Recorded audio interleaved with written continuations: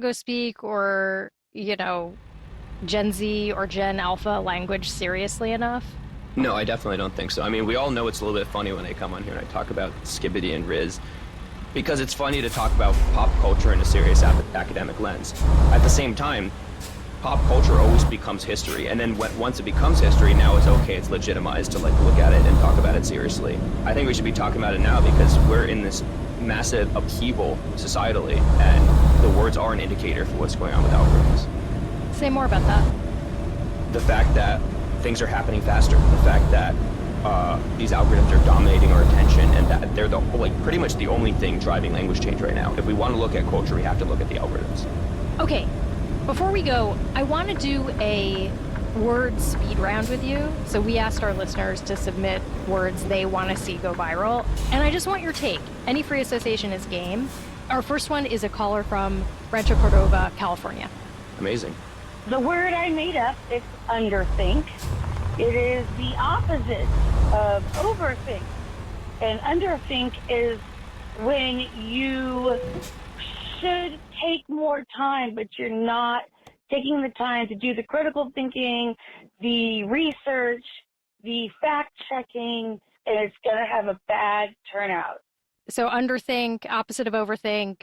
Yeah, we have unpaired words in English. So the fact that there's a nonchalant but not a chalant, and now it's a social media trend to start saying chalant because it's funny. But we had a lot of words sort of like that. Ruthless but not ruthful. Why hasn't there really been an underthink? I feel like there should have. Like, it feels so obvious that I'm surprised there wasn't one. So it definitely makes sense. It's a matter of whether people are actually going to adopt a word like that. Okay, here's the next one. Hey, this is Lee from Ridgeway, Colorado. This era of remote work has me often saying that I'm sporting a work mullet.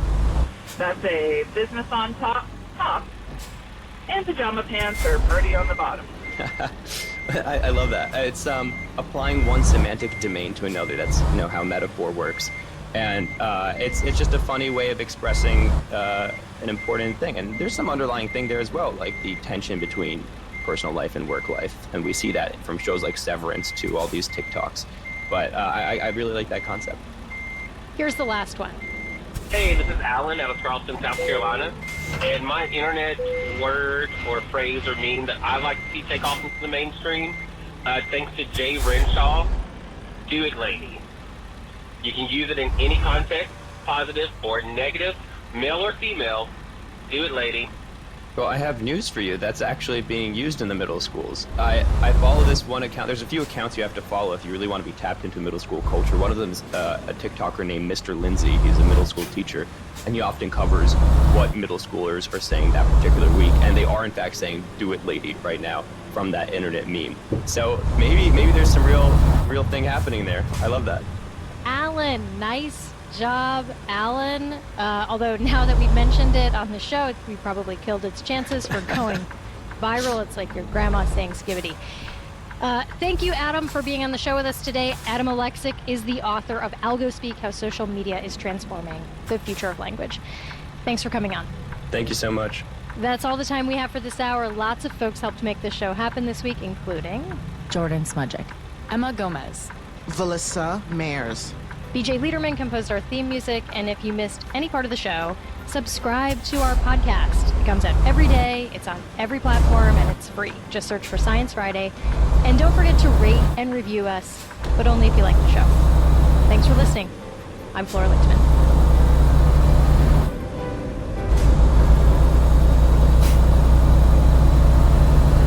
Science Friday is supported by Progressive Insurance. Progressive's rate comparison tool can be used to find a competitive rate on car insurance for coverage on the road. Options to fit most any budget, more at progressive.com or 1-800-PROGRESSIVE. Support also comes from the Simmons Foundation, advancing the frontiers of research in mathematics and the basic sciences. More at simmonsfoundation.org. And from the Alfred P. Sloan Foundation, working to enhance public understanding of science, technology, and economics in the modern world. Science Friday is produced by the Science Friday Initiative, dedicated to increasing the public's access to scientific information. Learn more about their work at sciencefriday.com. Let's take it nice and easy. On the next Fresh Air, we remember lyricist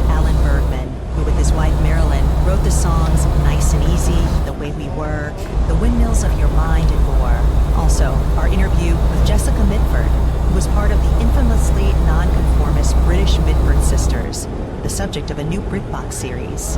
Join us. This afternoon at 3 and tonight at 9 on Public Radio 89.5. Tulsa Opera presents Spotlight on Opera, bringing nearly 40 students and faculty members from across the United States to study, train, and perform this July and August. The series gets underway with a gala concert Saturday, July 26th at Boston Avenue United Methodist Church of Puccini's Tosca.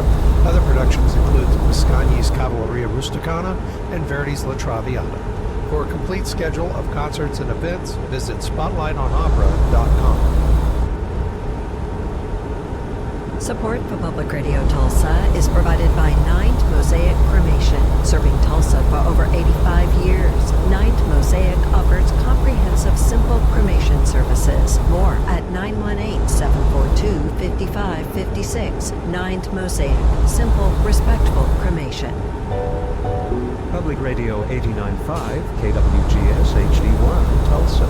National Public Radio, Northeastern Oklahoma.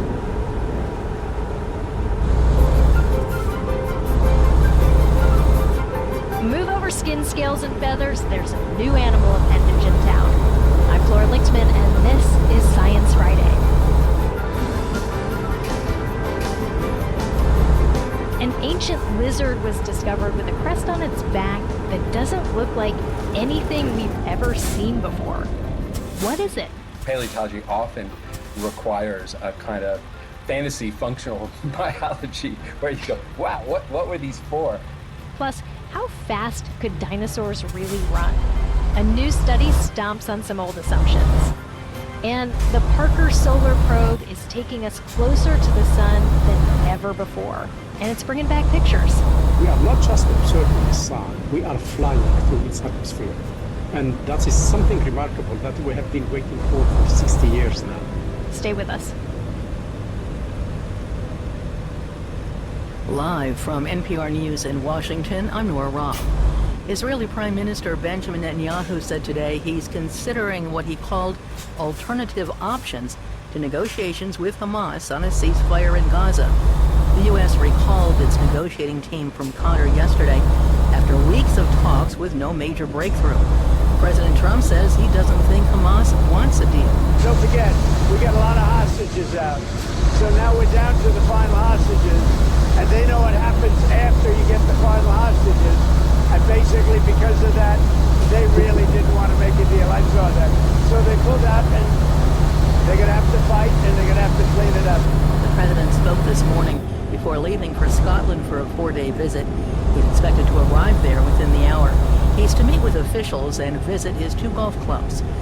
France says it will recognize a Palestinian state this September. It's the first of the so-called G7 industrialized states to do so. The United Kingdom is under pressure to do the same. NPR's Lauren Freer reports. Hundreds of British lawmakers and former diplomats have signed letters calling on Prime Minister Keir Starmer to recognize a Palestinian state. After France said it would do so, Starmer was supposed to hold an emergency call with his French and German counterparts. But it was postponed, and they issued a statement instead, calling on Israel to immediately lift restrictions on the flow of aid to Gaza. Starmer issued a separate statement saying he's working on a pathway to Mideast peace, and that recognition of a Palestinian state is part of that, but that it must be part of a wider plan, and he did not give a timeline. His government has suspended some arms exports to Israel, but continues to send it fighter jet components and share intelligence. Lauren Freyer, NPR News, Edinburgh. The Minnesota legislature is now offering to cover the cost of home safety measures for state elected officials. This follows a deadly shooting of a state representative last month.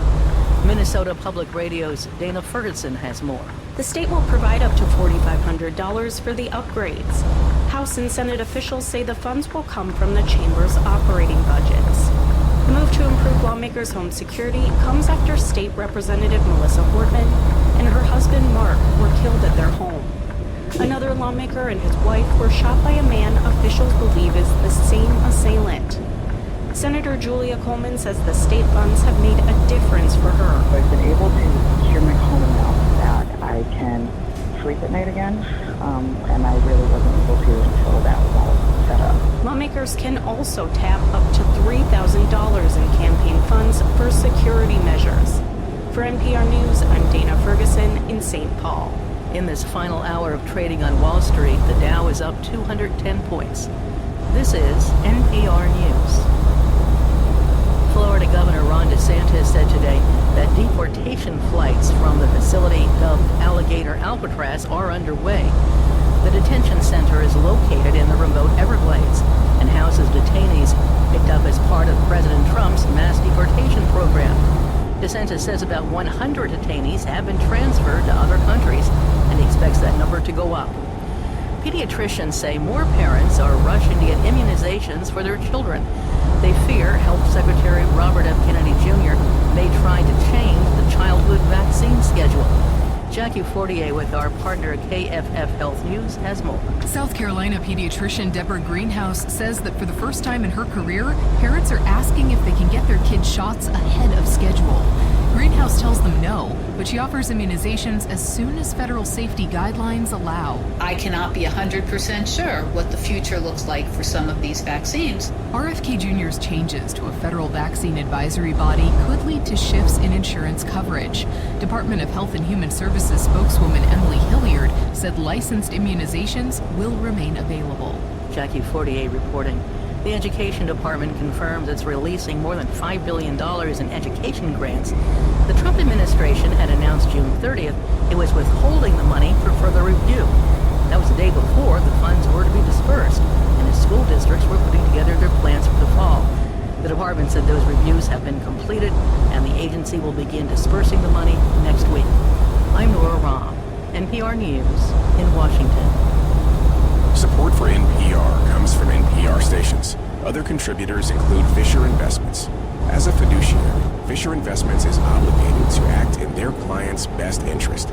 Learn more at FisherInvestments.com. Investing in securities involves the risk of loss. This is NPR.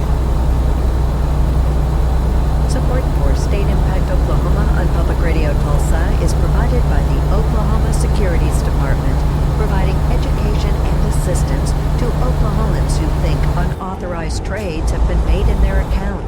More at investedok.org.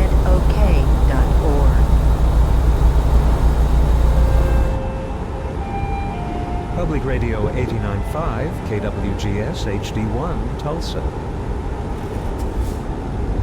This is Science Friday. I'm Flora Lichtman.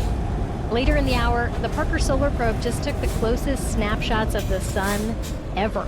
Plus, an ancient reptile with a mysterious crest on its back has scientists scratching their heads. But first, last week the EPA announced it's shuttering the agency's scientific research arm, the Office of Research and Development, aka ORD. Since the agency was founded nearly 55 years ago, it's always had in-house scientists researching things like pollutants in our air and water and the safety of chemicals that we're all exposed to. That research is used to inform the EPA's guidelines and standards. Now the agency is dissolving that office.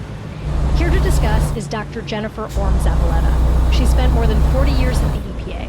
When she retired in 2021, she was a senior research leader in the Office of Research and Development. Jennifer, welcome to Science Friday. Hi, Flora. Thank you. Okay, so give us an example of what this office does in real life. Like, are there cases you remember researching that gives us an idea of what the Office of Research and Development does? So the Office of Research and Development, as you said earlier, is really there to help provide the science and information to inform agency decisions, but it also helps to solve environmental problems. Over its 55-year history, there's been research on lead, there's been research on drinking water, contaminants, whether they're microorganisms, or understanding, as you mentioned, what kinds of chemicals are out there, what we're exposed to, and what would be safe limits for those exposures. ORD also provided a whole lot of technical assistance to states, to tribes, and to communities around the country. Helping them with understanding if they had issues with water infrastructure, if lead pipes. We provided a lot of assistance to Flint, Michigan, for example. We also have helped communities in learning how to manage stormwater, or when there's with the wildfire smokes, and how to help our environment and our people recover from those kinds of threats. During your time at ORD, what was some of the most important research done? Can you give me a specific example of, something that you felt like was really critical that the office studied or found out? Sure. One of the really standouts of research was around air pollution. And they would look at different kinds of air pollutants, whether it was ozone or particulate matter, which is soot that would come out of, for example, a tailpipe of your car or a smokestack, and even more recently looking at wildfire smoke. And through their research, they were able to better understand how inhaling that pollution in your air affected your body. And they were able to use that information to develop regulations which have been shown to have remarkable benefits in improving the quality of life and extending people's lives. How does that practically affect people's lives? Like, give me an example of how life would be different, how life will be different without this. Life will be different because there will be less information made available to the public. The public will be caught sort of unaware of what they might be exposed to, what might cause harm to their health from their activities.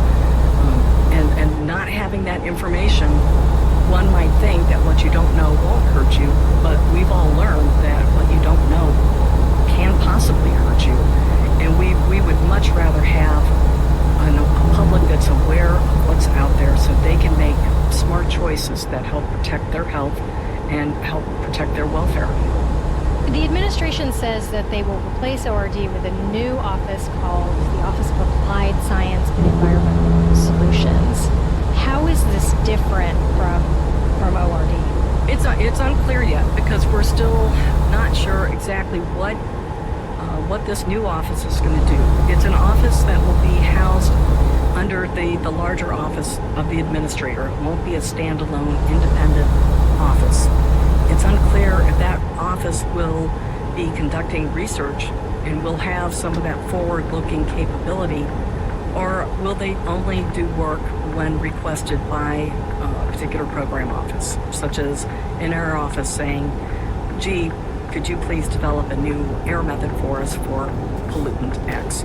So we really don't know yet what they'll be asked to do, and we don't even really know what kind of expertise will be housed in this new office. So much remains to be seen at this point. What does it mean that it would be under an administrator? The administrator's office usually has functions like the policy office and the congressional affairs office, the office of the chief financial officer. So a variety of different functions, none of which included research. And so it's really unusual that you would see something like this that would be placed under an administrator's office. EPA officials have said that, in part, that the savings they get from cutting research will be used to mitigate, to take action on problems that we already know about, like cleaning Superfund sites up. Is there any logic to this plan? Well, not the kind of logic that I follow. I mean, taking some staff from ORD and distributing them to the program offices, I think won't achieve the goals that the administration has been looking for. They want increased efficiencies and cost savings, but I think they're going to find that they will only add redundancies. It'll be greater costs because of that duplication of effort. And you're going to lack a lot of coordination. It will be unclear how well any work, if it's research done in the Superfund office, will be coordinated with any work that might be done under the water office or the chemicals office or the air office. So again, it remains to be seen, but I just feel like these changes aren't going to benefit the American public. I think some people might wonder, why does this kind of science need to be done by the government? You could rely on university scientists or independent labs to do this kind of research. Why do you think it's important that it's a government office? Well, so keep in mind that ORD doesn't work in a vacuum. And when Congress appropriates resources to support research, ORD partners with a number of groups, including universities, including industry. Without ORD and without those funds, I think universities are already finding that much of their funding is being cut. You know, they won't be there to be able to pick up the slack of an absent ORD. And there's also been speculation that, well, private industry, the private sector can pick up this work. It's going to be unclear if the work that they do is really going to benefit the American public, because often private interests are working for the benefit of their shareholders and for their product and their bottom line. As we know. You worked under many presidents, including under President Trump during his first term. Are you surprised by what you're seeing right now? I am surprised. I am, I just feel awful about what is happening to civil service and what's happening not only to EPA but across the country. When we change an administration, we've come to expect that there will be changing priorities. But this round, the focus has been attacking the people who do the work, the people who want to serve the public, and that will help make things happen. And by attacking them, it's ground a lot of research completely to a halt. And the American people are not benefiting from their tax dollars being spent to conduct research, because people aren't there to do that. You spent, 40 years at the EPA, I imagine almost your entire career. Mm-hmm. What is it like for you personally to see it dismantled in this way? Oh, it's very sad. One thing that's really been a powerful motivator is the mission of the agency. And I grew up outside of Cleveland in the 60s and 70s. And Cleveland had a very polluted environment during that time, as did much of the country, where you would have sloggy haze hanging over cities. You'd have chemical drums that were dumped in open landfills. You'd have a lot of discharge of things into waterways. And we've heard about the story of the Cuyahoga River catching on fire. It actually caught on fire many times. And there were a lot of steel mills in Cleveland at the time, as was Pittsburgh. And there would be so much emissions coming out of the stacks that the streetlights would come on at noontime. So that really energized kind of an environmental revolution in the late 60s and 70s that led President Nixon to establishing EPA. And EPA's mission was to protect public health and the environment. And so all of those things really were motivators for me to move into environmental sciences and to work for EPA. I feel like so much has been gained after its 55-year history. And it really is that mission that draws many people to the agency, that keeps people at the agency, because you feel like the work you're doing is having a direct benefit on the American public, and it's improving the quality of our lives, our children's lives, our grandchildren's lives, and future generations. Is there anything else you'd like the public to know? I think, if people, I think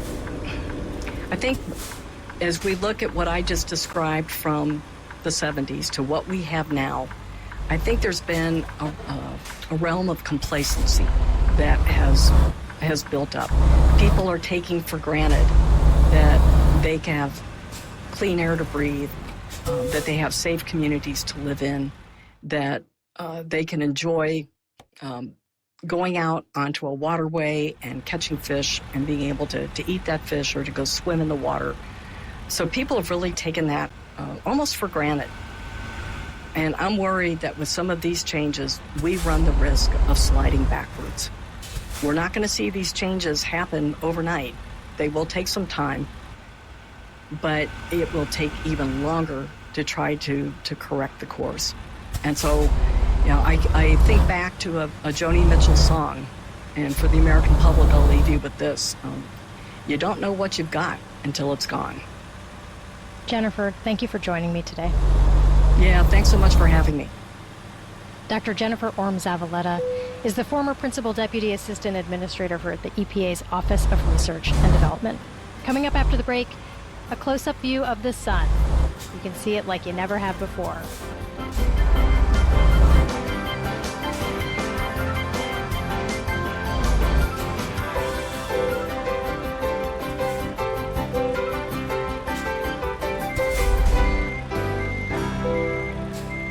This is Science Friday from WNYC Studios.